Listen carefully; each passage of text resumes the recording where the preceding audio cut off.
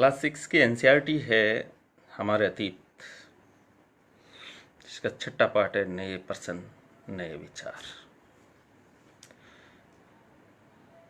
वस्तुस्थिति समझनी है इसकी बच्चों की। एक्चुअली नए पर्सन क्या है, नए पर्सन क्या थे। उत्तर वैदिक काल में जब ढेर सारे परिवर्तन आए, इन ढेर सारे परिवर्तन छठी शताब्दी ईसा पूर्व के आसपास, जब गंगा यमुना दोआब के मैदाना के आसपास या गंगा के तट पर नए नगरों का विकास हो रहा था, नए शिल्प पनप रहे थे, आहत मुद्राएं प्रचलित हो रही थी, व्यापार वाणिज्य बढ़ रहा था,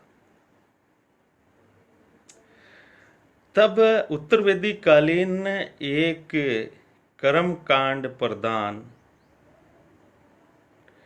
एक जन्मजात आधारित वर्ण व्यवस्था वाला समाज इस नई व्यवस्था के अनुरूप था या नहीं।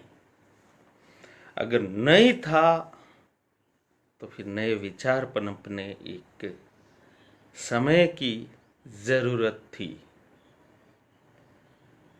ये पाठ हमें यही बताएगा। आपको समझनी है, गंगा घाटी के मैदाना में जिसे जो नगरीकरण हुआ था उसे भारतीय इतिहास में द्वितीय नगरीकरण बोलते हैं। एक नई अर्थव्यवस्था पनपी थी। पहले प्रथम नगरीकरण सिंधु घाटी के मैदाना में हुआ था, द्वितीय नगरीकरण गंगा घाटी के मैदाना में हुआ था। इस नए नगरीकरण, इस नई व्यवस्था ने, यूं समझ लीजिए कि इस समय लोहे के फाल वाले हल प्रयुक्त होने लग गए।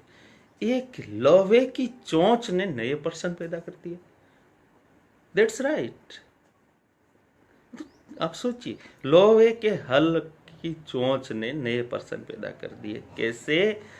अधिशेष उत्पादन हुआ, नगरीकरण हुआ, शिल्प बढ़े, व्यापार वाणिज्य बढ़ा, नई आहत मुद्राएं आई।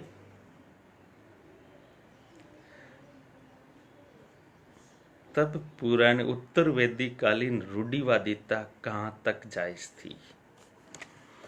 ये पाठ आपको इसी पर विचार करने को कहेगा। मैं बात करता हूं बुद्ध की कहानी। बौद्ध धर्म के संस्थापक सिद्धार्थ थे, जिन्हें गौतम के नाम से भी जाना जाता था। बच्चों प्रश्न ये भी बन सकता है, गौतम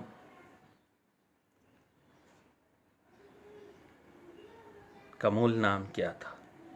उनका जन्म लगभग 2500 वर्ष पूर्व हुआ था, अर्थात 500 ईसा पूर्व के आसपास। ये वो समय था जब लोगों के जीवन में तेजी से परिवर्तन आ रहे थे। मैंने बताया था तेजी से परिवर्तन क्या आ रहे थे।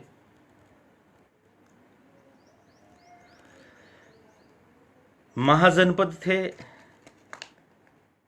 महाजनपदा से शक्तिशाली महाजनपदा से साम्राज्य निर्माण की ओर भारत बढ़ रहा था। गांवों के जीवन में भी बदलाव आ रहा था। बहुत से विचारक इन परिवर्तनों को समझने का प्रयास कर रहे थे। वे जीवन के सच्चे अर्थ को भी जानना चाहते थे। एक चीज सोचिए, जब वैदिक कालीन कर्मकांडीय व्यवस्था के अंतर्गत पशु बलि दी जाती थी और अथाह धन संपत्ति का हास होता था, तो पशु बलि देना और कृषि अर्थव्यवस्था में कहीं संगति दिखती आपको? नहीं। अथाह धन का हास होना और व्यापार और वाणिज्य में कहीं संगति दिखती है? नहीं। तो फिर जीवन का सच्चे अर्थ को भी जानना जरूरी था। बुद्ध क्षत्रिय थे तथा शाक्य नामक एक छोटे से गणराज्य से संबंधित थे। युवा अवस्था में ही ज्ञान की खोज में उन्होंने घर के सुखों को छोड़ दिया। अनेक वर्षों तक वो भ्रमण करते रहे तथा अन्य विचारकों से मिलकर चर्चा करते रहे। अंततः ज्ञान प्राप्ति के लिए उन्होंने स्वयं ही रास्ता ढूंढने का निश्चय किया। इसके लिए उन्होंने बोध गया बिहार में एक पीपल के नीचे कई दिनों तक तपस्या की। पीपल के वृक्ष के नीचे बोध गया बिहार। अंततः उन्हें ज्ञान प्राप्त हुआ। इसके बाद वो बुद्ध कहलाए। जब बोध हुआ तो बुद्ध कहलाए। और जिस वृक्ष के नीचे ज्ञान प्राप्त हुआ वो पीपल का वृक्ष बोधि वृक्ष कहलाया। यहां से वो वाराणसी के निकट स्थित सारनाथ गए, जहां उन्होंने पहली बार उपदेश दिया। तो सारनाथ में पहली बार उपदेश दिया बच्चा, तो उसे महाधर्म चक्कर परिवर्तन बोलते हैं। धर्म चक्कर परिवर्तन सारनाथ में पहला उपदेश दिया था। और उसी की याद में अशोक ने वहां एक स्तंभ गड़वाया था। और वही सारनाथ का स्तंभ हमारा राष्ट्रीय चिन्ह बना हुआ है। खैर, वाराणसी से प्रथम उपदेश से लेकर कुशीनारा में मृत्यु से पहले इस जीवन में उन्होंने पैदल ही एक स्थान से दूसरे स्थान की यात्रा करने और लोगों को शिक्षा देने में अपना जीवन व्यतीत किया।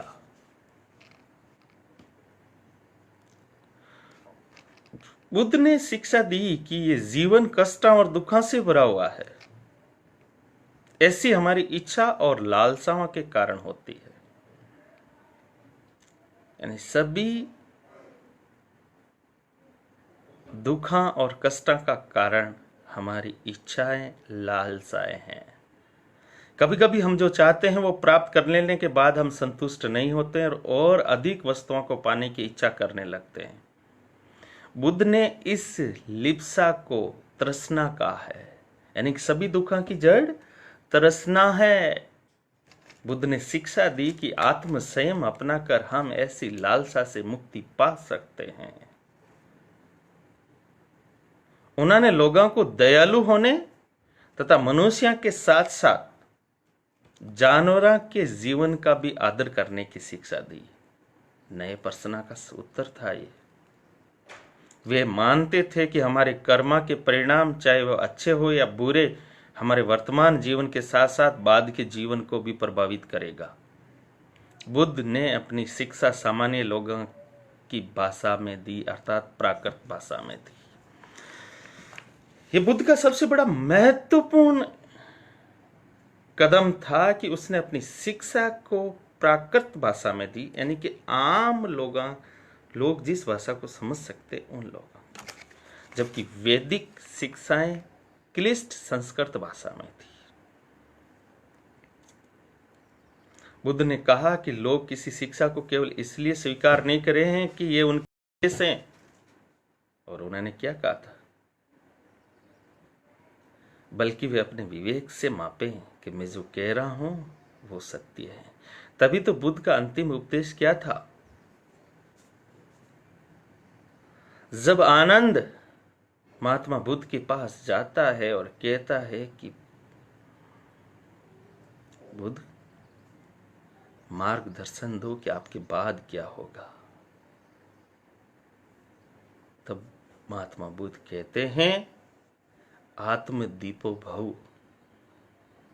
यानी कि मैंने जो कहा है वो सत्य है या नहीं, अपने विवेक से काम लें। आत्मदीपो भव। एक और बात, बहुत प्रसिद्ध कहानी है। ये बुद्ध के विषय में एक प्रसिद्ध कहानी है। एक समय की बात है, किस्सा गौतमी, एक स्त्री का नाम है किस्सा गौतमी नामक एक स्त्री का पुत्र मर गया। वो इस बात से इतनी दुखी हुई कि वो अपने बच्चे को गोद में लिए नगर की सड़कों पर घूम घूम कर लोगों से प्रार्थना करने लगी, कोई उसके पुत्र को जीवित कर दे। एक भला व्यक्ति उसके बुद्ध के पास ले गया। बुद्ध ने कहा, मुझे एक मुट्ठी सरसों के बीज लाकर दो, मैं तुम्हारे पुत्र को जीवित कर दूंगा, पर शर्त यह है, एक बीज ऐसे घर से मांग कर लाना है जहां किसी की मृत्यु नहीं हुई। किस्सा गौतमी हर घर गई, परंतु उसे एक भी घर ऐसा नहीं मिला। अब वो चिंता से मुक्त हो चुकी थी। ध्यान रखना, ये पर्सन्स, ये एक्चुअली में आप जो सोचते हैं, इस तत्कालीन समाज व्यवस्था, जो कर्मकांड आधारित जो व्यवस्था थी, उस व्यवस्था में एक नए मार्ग का तलाश किया था महात्मा बुद्ध ने। और न केवल महात्मा बुद्ध ने, बल्कि उपनिषदा ने भी वेदा के खिलाफ आवाज उठाई थी। उपनिषदा ने भी वैदिक विचारों के खिलाफ आवाज उठाई थी। जो वेद यज्ञ कर्मकांड की प्रशंसा करते हैं, उपनिषदा ने उन यज्ञ और कर्मकांडों को टूटी हुई नौका कहा है कि भवसागर के मध्य में जाकर आपको डुबो देगी। तो फिर क्या? आत्मज्ञान। जिस समय बुद्ध उपदेश दे रहे थे, उसी समय या उससे भी थोड़ा पहले दूसरे अन्य चिंतक भी इन कठिन प्रश्नों का उत्तर ढूंढने का प्रयास कर रहे थे। उनमें से कुछ मृत्यु के बाद जीवन के बारे में जानना चाहते थे, जबकि अन्य यज्ञ की उपयोगिता के बारे में जानने के उत्सुक थे। इनमें से अधिकांश चिंतकों का यह मानना था कि इस विश्व में कुछ तो ऐसा है जो कि स्थायी है और जो मृत्यु के बाद भी बचा रहता है। उन्होंने इसका वर्णन आत्मा, ब्रह्म या सार्वभौम आत्मा के रूप में किया। वे मानते थे अंततः ब्रह्म और आत्मा एक ही है। आत्मा सुपरमात्मा।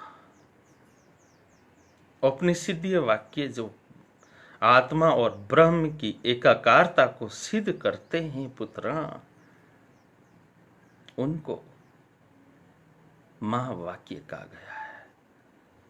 अहम ब्रह्मास्मि तत्तु तौमसि। ये उपनिषद महावाक्य है जो आत्मा और परमात्मा अर्थात आत्मा और ब्रह्म के एकाकारता को सिद्ध करते हैं। यानी कि जब आपको ब्रह्म का ज्ञान हो जाएगा, तब आप स्वयं ब्रह्म बन जाएंगे। लाली मेरे लाल की जित देखूं उत लाल, लाली देखन में गई खुद भी हो गई लाल। ये आत्मा और परमात्मा की एकाकारता का प्रसिद्ध दोवा है। ऐसे कई विचारों का संकलन उपनिषदा में हुआ है। उपनिषद उत्तर वैदिक ग्रंथा का हिस्सा थे। उपनिषद का शाब्दिक अर्थ होता है गुरु के समीप बैठना, और इन ग्रंथों में अध्यापकों और विद्यार्थियों के बीच बातचीत का संकलन है और प्राय विचार सामान्य वार्तालाप के रूप में प्रस्तुत किए हैं। अगर परीक्षा की दृष्टि से सोचें तो एक चीज ध्यान रखना, उपनिषद में जो भी विचार है वार्तालाप के रूप में संकलित हुए हैं।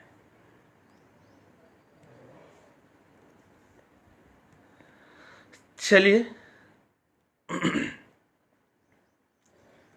छांदोग्य उपनिषद की एक कहानी है जो सुनना। शौनक और अभिप्रतारिणी नामक दो ऋषि सार्वभौम आत्मा की उपासना करते थे। शौनक और अभिप्रतारिण। एक बार ज्यों ही वो भोजन करने बैठे, एक भिखारी आया और भोजन मांगने लगा। शौनक ने कहा, हम तुम्हें कुछ नहीं दे सकते। भिखारी ने पूछा, विद्वज्जन आप किसकी उपासना करते हैं? कि सार्वभौम आत्मा की। ओह, इसका मतलब यह आप ये जानते हैं कि सार्वभौम आत्मा संपूर्ण विश्व में विद्यमान है? ऋषि ने कहा, हाँ हाँ हम जानते हैं। अगर सार्वभौम आत्मा संपूर्ण विश्व में विद्यमान है तो ये मेरे अंदर भी तो विद्यमान है। तो मैं कौन हूं? मैं इस विश्व का भागी तो हूं। तुम सत्य बोलते हो युवा ब्राह्मण। अरे तो ऋषियां, मुझे भोजन न देकर आप उस सार्वभौम आत्मा को भोजन देने से मना कर रहे हैं। जो आपके अंदर है वही तो मेरे अंदर है, ये सार्वभौम आत्मा। और यहीं से एक्चुअली में प्रत्येक जीव के अंदर, भारतीय दर्शन में प्रत्येक जीव के अंदर एक आत्मा को देखना यहीं से प्रारंभ हुआ। ध्यान रखना, उपनिषदीय चर्चाओं में भाग लेने वाले हालांकि अधिकांश पुरुष ब्राह्मण और राजा होते थे, अधिकांश पुरुष ही थे, पर जब कभी कभी गार्गी जैसी स्त्री विचारका का भी उल्लेख मिलता है। गार्गी, मैत्रेयी, विद्वता के लिए प्रसिद्ध गार्गी राज दरबार में होने वाले वाद विवाद में भाग लिया करती थी। निर्धन व्यक्ति इस तरह के वाद विवाद में बहुत कम हिस्सा लेते थे। इस तरह एक प्रसिद्ध अपवाद सत्यकाम जाबाल का है, नाम सुनिए। यानी कि दलित ने भी उपनिषदीय चर्चा में भाग लिया है। सत्यकाम जाबाल, जाबाल का नाम उसकी दासी मां के नाम पर पड़ा, और सत्यकाम मन में सत्य जानने की तीव्र जिज्ञासा से उत्पन्न हुआ। गौतम नामक एक ब्राह्मण ने उन्हें अपने विद्यार्थी के रूप में स्वीकार किया। वो अपने समय के सर्वप्रसिद्ध विचारकों में से एक बन गए। उपनिषदों के कई विचारों का विकास बाद में प्रसिद्ध विचारक शंकराचार्य के द्वारा किया गया, और उपनिषदों के इस विचारों का निचोड़ ब्रह्मसूत्र में, वादरायण का ब्रह्मसूत्र उसमें, और ब्रह्मसूत्र की टीका लिखी थी शंकराचार्य ने, और जिसने अद्वैत वेदांत का प्रचार किया। यानी कि उपनिषदीय विचारधारा की एक बाढ़ सी लाई शंकराचार्य ने। शंकराचार्य से प्रबल ना तो कोई यहां भारत में दार्शनिक हुआ है, न कोई होगा।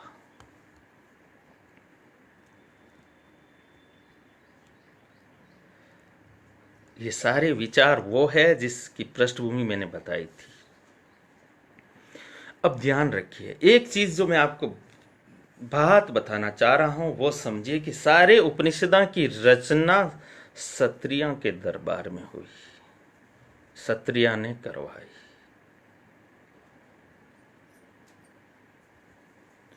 और नए प्रश्न खड़े करने वाले महात्मा बुद्ध और महावीर स्वामी क्षत्रिय थे। इसका मतलब आप ये जान गए होंगे कि तत्कालीन बदलती हुई परिस्थितियों में क्षत्रिय निशासक नए विचारों का समर्थन करने के लिए आतुर थे। और बात तो इतनी थी कि महावीर स्वामी के बारे में कहा जाता है कि महावीर स्वामी ने जब सर्वप्रथम गर्भ में आए थे तो वो ब्राह्मणी के गर्भ में थे, और फिर वहां से हटकर सतराणी के गर्भ में गए। तो आपको ये समझना होगा, आपको ये समझना होगा कि जो तत्कालीन परिस्थितियां परिवर्तित हो रही थी, उन परिस्थितियों के अनुसार वैदिक धर्म, वैदिक मीमांसा अपने आप को ढाल नहीं पा रही थी। तो नए प्रश्न, नए विचार उत्पन्न हुए, जिसको मैंने दो बताया था, महात्मा बुद्ध और उपनिषद। उसी तरह था जैन धर्म। लगभग 2500 वर्ष पहले, अर्थात 500 ईसा पूर्व पहले, 24वें और अंतिम तीर्थकर वर्धमान महावीर ने भी अपने विचारों का प्रसार किया। 24वें अर्थात जैन धर्म में 24 तीर्थंकर हुए, प्रश्न ये भी बन सकता है। और 24वां तीर्थंकर वर्धमान महावीर, वो वज्जी संघ के लिच्छवी कुल के एक क्षत्रिय राजकुमार थे। इस संघ के विषय में मैंने एक पहले वाले वीडियो में बताया था। लिच्छवी 30 वर्ष की आयु में उन्होंने घर छोड़ दिया और जंगल में रहने लगे। 12 वर्ष तक उन्होंने कठिन और एकांकी जीवन व्यतीत किया, और उसके बाद उन्हें ज्ञान प्राप्त हुआ। उनकी शिक्षा सरल थी, सत्य जानने की इच्छा रखने वाले प्रत्येक स्त्री और पुरुष को अपना घर छोड़ देना चाहिए और ध्यान देना, ये वैदिक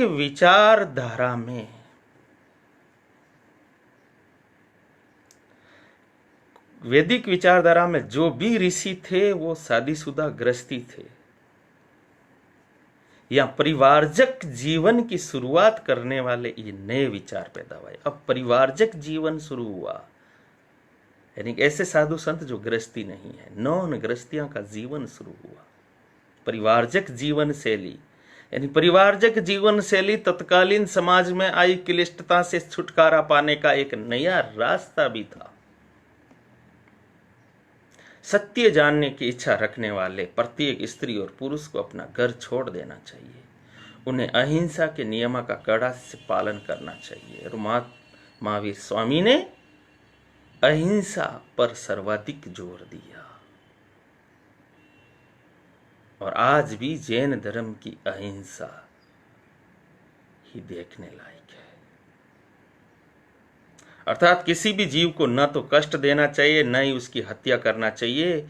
महात्मा बुद्ध ने, महावीर स्वामी ने तो ये कहा था कि मनसा वाचा कर्मणा, यानी कि न तो मन से, न कर्म से, न वचन से हिंसा नहीं होनी चाहिए। यानी कि आपके मन में अगर हिंसा का भाव भी आता है तो भी आप हिंसक ही होंगे। जियो और जीने दो, ये जैन धर्म का सबसे प्रबल एक नारा कह सकते हैं। सभी जीव जीना चाहते हैं, सभी के लिए जीवन प्रिय है। महावीर ने अपनी शिक्षा प्राकृत में दी। यही कारण है कि साधारण जन भी उनके और उनके अनुयायी की शिक्षा को समझ सके। देश के अलग अलग हिस्सा में प्राकृत के अलग अलग रूप प्रचलित थे। प्रचलन के क्षेत्र के आधार पर उनके भी अलग अलग नाम थे। प्राकृत भाषा के अलग अलग रूप थे। जैसे मगध में बोले जाने वाली प्राकृत मागधी कहलाती थी। जैन नाम से जाने वाले महावीर के अनुयायियों को भोजन के लिए भिक्षा मांगकर सादा जीवन बिताना होता था। उन्हें पूरी तरह से ईमानदार होना पड़ता था। चोरी न करने की उन्हें सख्त हिदायत थी। ब्रह्मचर्य का पालन करना पड़ता था और पुरुषों को वस्त्र सहित सब कुछ त्याग देना पड़ता था। यानी कि महावीर स्वामी ने पंच महाव्रत का सिद्धांत दिया। सत्य, अहिंसा, अस्तेय, अपरिग्रह और ब्रह्मचर्य। अधिकांश व्यक्तियों के लिए ऐसे कड़े नियमों का पालन करना बहुत कठिन था। फिर भी हजारों व्यक्तियों ने इस नई जीवन शैली को जानने और सीखने के लिए अपने घरों को छोड़ दिए। कई अपने घरों पर ही रहे। उनके लिए अणुव्रत बनाए गए थे। अणुव्रत यानी कि पंच महाव्रत जो थे ना, सत्य, अहिंसा, अस्तेय, अपरिग्रह और ब्रह्मचर्य, गृहस्था के लिए इनके छोटे रूप अपनाए गए थे। जो भिक्खु भिक्षुणी, भिक्षुक भिक्षुणी बने लोगों को भोजन प्रदान कर उनकी सहायता करते थे। ये गृहस्थी ही भिक्षु और भिक्षुणियों के जीवन प्रदान करते थे। मुख्यतः व्यापारियों ने जैन धर्म का समर्थन किया। किसाना के लिए इन नियमों का पालन करना अत्यंत कठिन था। अब कोई पर्सन पूछे कि ज्यादातर व्यापारियों ने जैन धर्म को क्यों अपनाया? क्योंकि उनके लिए अहिंसा धर्म का पालन करना कठिन नहीं था, परंतु किसाना के लिए कठिन था, क्योंकि फसल की रक्षा के लिए उन्हें कीड़े मकोड़े मारना पड़ता था। बाद की सदियों में जैन धर्म उत्तर भारत के कई हिस्सा के साथ साथ गुजरात, तमिलनाडु, कर्नाटक में भी फैल गया। महावीर तथा उनके अनुयायी की शिक्षाएं कई शताब्दियों तक मौखिक रूप में रही। वर्तमान रूप में उपलब्ध जैन धर्म की शिक्षाएं लगभग 1500 वर्ष पूर्व गुजरात के वल्लभी नामक स्थान पर लिखी गई थी। जैन शब्द का मतलब क्या होता है? जैन शब्द जिन से निकलता है। जिन, और जिन का मतलब होता है विजेता। विजेता किसका? अपने इंद्रियों का विजेता, इंद्रिय अनुभवों का विजेता, जिन। इसलिए वो जैन कहलाए।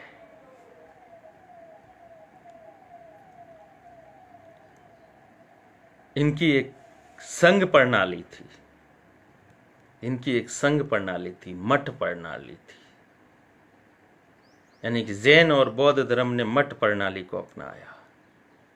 महावीर, स्वामी और महात्मा बुद्ध दोनों का मानना था कि घर का त्याग करने पर ही सच्चे ज्ञान की प्राप्ति हो सकती है।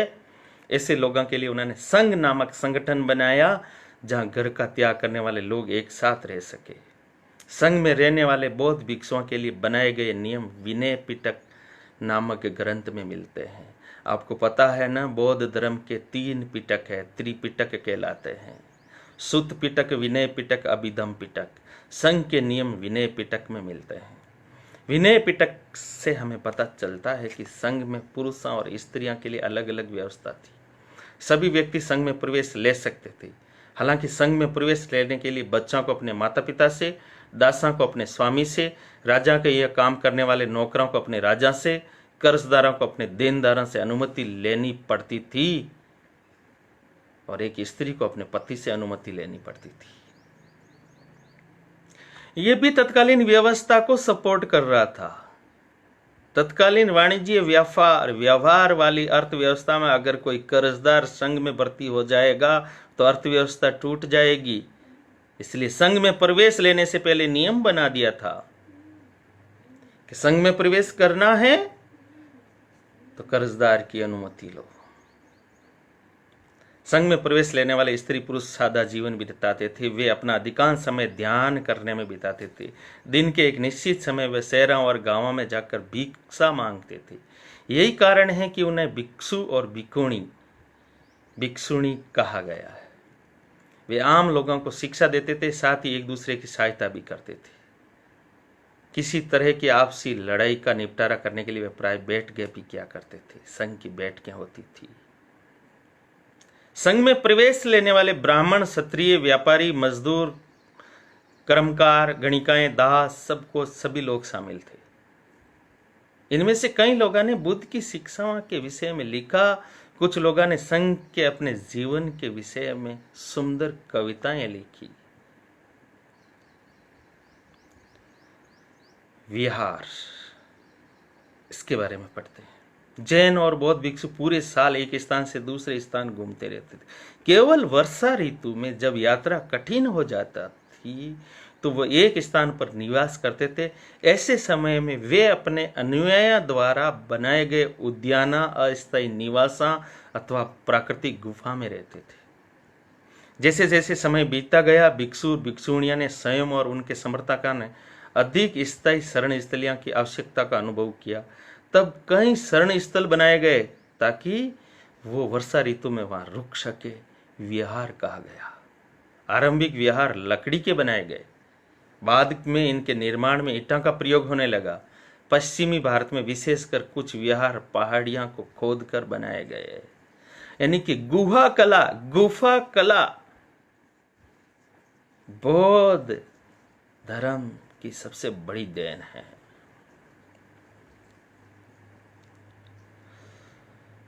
प्राय किसी धनी व्यापारी, राजा या भूस्वामी द्वारा दान में दी गई भूमि पर विहार का निर्माण होता था। स्थानीय व्यक्ति भिक्षु भिक्षुणियों के लिए भोजन, वस्त्र तथा दवाएं लेकर आते थे, जिसके बदले ये भिक्षु और भिक्षुणी लोगों को शिक्षा देते थे।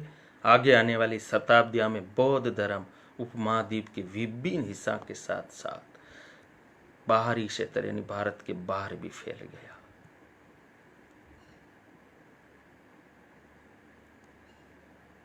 ये नवीन विचार थे, नवीन परिस्थितियों में थे। इसी दरमियान छठ दर्शन भी उभर कर सामने आता है।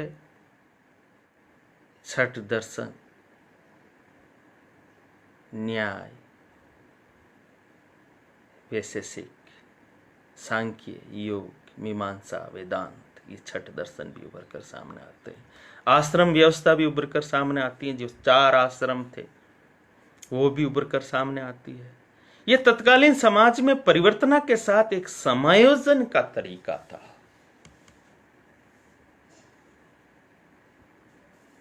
All the best. Thank you.